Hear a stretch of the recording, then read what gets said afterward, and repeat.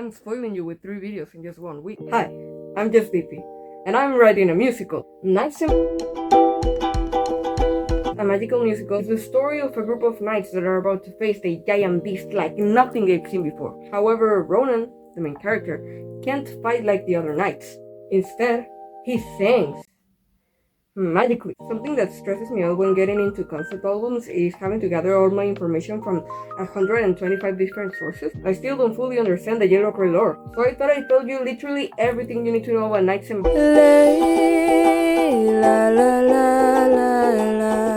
in just one big video right here. I'll probably cut this video up in different sections for TikTok and Instagram, because I always miss out the juicy long-form content. So without further ado, Just right, don't come in late, cause we'll fight until the beast falls apart. This is a concept album in the format of a fully sung through musical. It's about Ronan, who's having an identity crisis because he was assigned a knight at birth. How? Well, the story takes place on a future version of Earth, which suddenly developed magic after being struck with what people call the magic's heart. This young guy basically pumped magic all across the world, and it created all sorts of magical beings, mythological creatures, all that good stuff. The places closer to the heart, which were the most affected, ended up creating their own little island. In that island, almost everyone is magical, like they all have some sort of magic. It's divided in different regions which determine which type of magic you would get. This could very easily become a BuzzFeed quiz. Those born in a magical forest would have magic related to nature, and those who were born near coasts would have magic related to water and oceans, and those who were born near volcanoes would have magic related to lava, fire. There's even cities in the air with those who have magic related to air, cities in the ocean for those who can breathe underwater, all that good stuff. And this place where most of the magic resided is called the Kingdom of Athenia. Kingdom where every magical creature is accepted and protected. Because, humans, they try to experiment on magical creatures and kill them because, yeah. But who protects the Athenians, you may ask? The Knights of Athos! The Knights of Athos! A group of knights who aren't really aware that they also have magic. They think they don't and just are good at fighting, but they actually do. It's called night magic. I explained this in another video, but since I want all the information to be here, I'm gonna explain it again. So those who are born in Athos tend to have a greater strength to the average human, more agility, better strategy planning. They tend to be better at fighting and stuff. It's almost unnoticeable because a person that trains to fight could become a knight like that, but also they were just born with the ability to magically win every fight. Well, not win every fight, but problem is Ronan, our main character, was born in Athos, which means he technically should have night magic, but instead he has bard magic.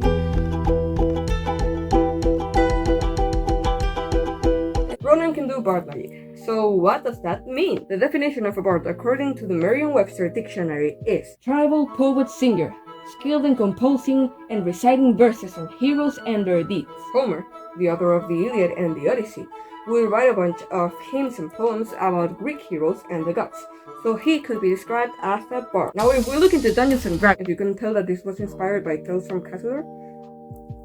Bards are those who invoke magic through singing and dance. Both of these uses of the word bard are important for the story for reasons that I can't disclose yet, aka spoiler. Ronan is able to cast spells through singing and playing music. But how does that really work? I also talked about this in another video, but since I wanted everything in this week, we mentioned Homer not so long ago, so let's dive into Greek mythology! Sirens are mythological creatures that use their voice to lure sailors into their deaths. What? Now, bards aren't sirens, that's important, keep that in mind. They don't lure anyone anywhere. However, their magic has a similar base. In Lay La La La, you can listen to the first draft right here, Ronan sings Lay La La La La La La. I know, very deep lyrics. And while the Knights of Athos listen to his singing, they are more energized, and they feel like they can do anything and they don't give up and they keep fighting up until he stops singing, and suddenly all of the energy is straight out from them as well. Bards have all sorts of phrases and motifs that serve as commands. You could sing an enemy to give up and they would maybe You see, your singing has to be strong and powerful now. People could reject the commands or sometimes not even listen to them correctly. Also, casting spells can drain the bard out, so if they're not well trained, they might not even be able to hold a spell for more than 5 seconds. A very trained, very powerful bard is quite OP, but our dear friend Ronan isn't that advanced yet. I mean, he passes out in Layla La La, so he's not in the level to sing a beast to fall asleep or something. Woohoo. Now, I've had this ever since I was 12. And I also have the other two. And hello, Steve. If you know me, you know that Steven Universe is literally the main source of inspiration for almost anything I do. Even my music sounds kind of Steven Universe-y. Anything, 'cause you're my best friend.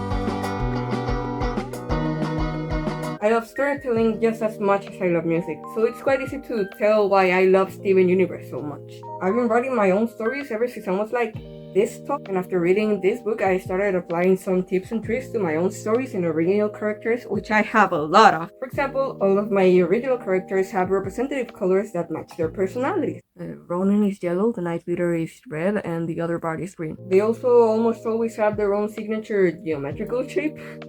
I haven't done that with the character designs yet. Yeah, I will. But I think that like the most important thing that I grabbed out of this book and the series is how every single character has their own distinct instrument. Like you've ever wondered why whenever Pearl appears on screen, a piano starts playing? Now you know why. Rebecca Sugar talked about how she didn't want characters to have specific themes.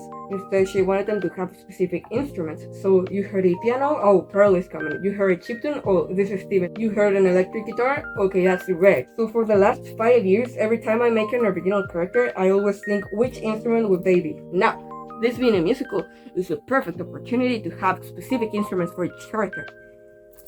However, music in storytelling. The answer is right in front of us. How did you not see it? There are musical creatures inside of a musical. There are bards. There are other types of musical creatures that I can't talk about yet. Like, guys, please listen to me. I'm not going crazy. The only characters with signature instruments are the musical creatures. So bards have their own instrument. And the other musical creature that appears in the musical that I can't talk about also has signature instruments. But do you know who else has signature instruments? Characters who've had strong connections with musical creatures. Let me explain. Because with musical creatures, music is part of their nature. They eventually have to know what their sound is like. It's like getting to know yourself. But instead of like getting to know who you are, it's more like getting to know if you're a piano or a guitar. Now this happens naturally with magical creatures. However, literally everyone has their own distinct sound. What tells you you're not a clarinet in disguise? Because you're not magical yet. So let's pretend I'm a musical creature and I get to know you and I'm like, wait, did you sound a lot like a clarinet? You know, like when Luca from Miraculous is like, oh, you sound like this. Like that. Guys, can you tell that cartoons are my main source of inspiration? Now this is important for reasons that I can't disclose. Keep it in mind. It's turning late, the Knights Bards face the greatest fight of their life. OMG, my series! My original characters, they are all here and here and here. If I look insane, look away. Now this is Miraculous Ladybug fan art. This is also Miraculous Ladybug fan art, but most importantly, this is Ronan. A clear picture is right here. As I've mentioned before, Ronan is the main character of the story. He was born in Atlas, so he's thought to be a knight. Is he though? Let's find out. He feels like a bard, and most importantly, he can do bard magic, which knights can't do because they're not musical. He's a very optimistic character despite being quite insecure of himself. And he always likes to fight for what's right. Now we have the Knight Leader. Ooh, clear picture here. Vander is the leader of the Knights. If you listen to Layla La La, he's the one that says, just right, don't come in late. I literally can't describe his personality without spoiling the musical. I swear I tried. Like, I was staring at the screen for so long and I couldn't come up with anything. But you like him, and that's what's important. Brio! Clear picture. So he's what so far we've called the other bard. Brio's a bard who wishes to fight with the knights, not like with the knights, but like with the knights, like on the same theme of the knights. He's very sweet and caring while also being very fearless and a little bit reckless. Let's see. That's as much as I'm willing to talk about the characters, because the little show don't tell gremlin in my head is like screaming at me right now. Like, maybe I will scrap this out of the video. Bring out your fists, your swords and bows. Bring out the warrior body. Let's get emotional, guys. I have two dreams that I've always chased after: being a musician and having my own cartoon. I think that throughout the years, those two dreams became more of a very complicated decision. I started animating when I was like 8 years old with stop motions with my Legos, because Coraline was my favorite movie. And then I learned 2D animation and practice for many years. My dream college was, is, and will always be college, even if I didn't have the opportunity to go there after all. I also have always loved music. I started learning the guitar when I was 9 years old. I started writing my own songs when I was 12. I started producing when I was 13. I started making musicals at 13, and I started performing live when I was 15, like in front of people on stages. I really love being on stage and being able to sing my heart out in front of people. I promise I'm going somewhere, like I'm making a point with this. What I like the most about creating cartoons and what I like the most about writing songs is storytelling. I love coming up with characters and giving them lore. I love playing set characters and bringing them to life. I mean, why do you think that I go by Just Sleepy and draw myself as a raccoon instead of like going by my actual name and using my actual face? I like playing characters. I love creating little guys. I love coming up with new worlds and adding little details to all of them. Ronan's favorite drink is the hot chocolate with whipped cream and marshmallows that Evander makes on special occasions for the Knights. That isn't important to the story whatsoever. It doesn't come up in the musical at any time. But I love having those details inside of my head, you know? I love doing that where I bring figments of my imagination to life. So I picked music over animation because I still get to make stories and I get to sing them. Still, my love for animation has never disappeared. It will never disappear. I still watch cartoons. I'm almost an adult and I still watch kids' cartoons. This is a concept album. Conceptual. If this goes viral and enough people support, I'll try to pitch it to studios and see if I can make a 7-episode miniseries called Knights Bards. A magical musical. Oh, you heard that? 7 episodes? In true cartoon fashion, I will release this in episodes, which will contain 5 songs each. I also love calling them episodes because they all have 5 songs, making them EPs. And EP is the abbreviation of episode. Each episode will have a key song, aka each EP will have a title track. I'll try, keyword, try to animate each title track, aka key song. Maybe not myself, maybe I'll commission artists, but I'll try to get them animated. But I'll try to get them animated. That way, it won't feel just like a musical, but a cartoon that just happens to be fully sung through. Which I don't know why, but that's been an idea of mine for a while now. Like a cartoon that's fully sung through. Every episode is just song after song. Like, I know that couldn't go on for seasons and seasons, but imagine a mini-series that's like fully sung through. That would be so cool. Maybe it's just a theater kid in me, but that would be so cool. So when will the first episode come out? Still, I don't know. The entirety of Knights was supposed to come out this summer, because originally it was 9 songs long. But since then, my brain had the very logical and intelligent idea to turn it into a full-length musical. It's not as simple as writing the first 5 songs and then releasing them, and then the next 5 songs and releasing them. There are a bunch of motifs, phrases, themes that wouldn't be consistent or impactful if I wrote the musical 5 songs at a time. I already have the first outline of the first draft, which means I kind of already know how the story begins, how it ends, what happens in the middle, but there are a lot of things that could change. Like, if I release the first 5 songs right now, I might like later on be like, oh, but it would have been so much cooler if I had done that or this or whatever. Don't expect Knights Bards. They can play like we do, they can fight like we do, to come out this year. Like, please don't. There will be music this year, because I have the Song of a Week series, and I'll release the best songs at the end of the year. So don't worry, if you're a big Just Sleepy fan who wants new content, you'll get this year. I'll be giving you monthly updates of how this thing is going, and I'll put them all in a playlist so that you know where to find literally everything you need to know about Knights Bards. the rhythm of the sun. Only we know how to sing along. I promise I'm working on it every single day. Like, I have not rested a single day ever since I wrote Lay La La La. I have not rested a single day ever since I wrote the first song for Stage Fright the Musical, which was 2021. So I'm working so much and really hard on this musical, and I'll try to make it the best thing I've made so far. I'm gonna go all out with this. All my musical knowledge all my storytelling knowledge, all my everything I know, it's going into the musical. No, it was right if you have none, but I cannot buy with something more. Well, I already mentioned it, but most of my inspirations to literally anything come from Steven Universe. Some other inspirations for this specific project are Amphibia and The Old Host, which are two series that I always go to whenever I'm world building something. I don't know why, like their fantasy worlds.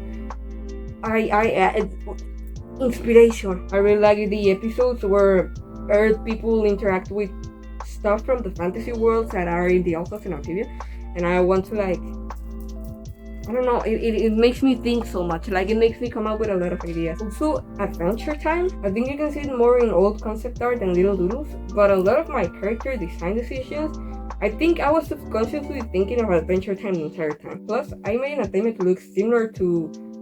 I was also so inspired by Nathan Apollo's Tales from Cassandra. If you hadn't noticed yet, if you haven't listened to Tales from Cassandra, why haven't you? You literally, please, you need to listen to it. It's mostly because of him that I came up with the idea to write a musical to begin with. In case you're aware, Knights Bards comes from a series of poems that I wrote a while ago, and then I turned into songs. And I think that when I was creating the world for my series of poems, I was thinking a lot of Tales from Cassandra, and I was like, oh, Knights Bards. So, like, Knights and Bards wouldn't exist without him. Last but not least, a lot of like the musical sound inspiration comes from Yelocre and from the Oh Hellos. I had a moment not so long ago where I couldn't stop listening to that type of music, and I was like, I need to make something in this genre. Like, I need to, but how would it work? And then boom, the songs won't all sound the same, I hope, but you'll see some Yelocre and the Oh Hellos sprinkle around. Also, shout out to Charlie Bennett, one of my favorite artists, and I wouldn't have started making music without them. I used to think all musicians needed like labels and companies and stuff, and then because of Charlie Bennett, I learned what an indie musician was. I was really young. It was like 3 years ago. So young, 3 years ago. I was like, wait, it sounds kind of nice to be independent. I didn't realize I needed to do everything by myself. I think you can hear a little bit of Charlie Bennett in my 2 EPs, Yellow Flowers and Spark. So yeah, thanks to everyone I mentioned right here for inspiring me to making my own musical. The nights were in the world that one of their mates could not but like them, so yes, you should. If you love magic, if you love music, if you love supporting up-and-coming independent artists that literally no one has heard of, you'll love Knights and Bards. What can I tell you? If you want to support this, what you can do is subscribe or follow if you're on TikTok and Instagram. Interact with this video, whether that's by liking it, commenting, sharing it, or doing the 3 at the same time with your pinky finger. If you don't know what to comment, ask me literally any question. It doesn't have to be related to a musical. It can be like, what's my favorite dinosaur? You don't know that. What's the square root of 64? You probably do know that, but I can answer. If in case you didn't know, go crazy. And if this is how you met me, hi, I'm just Vicky, and I make music.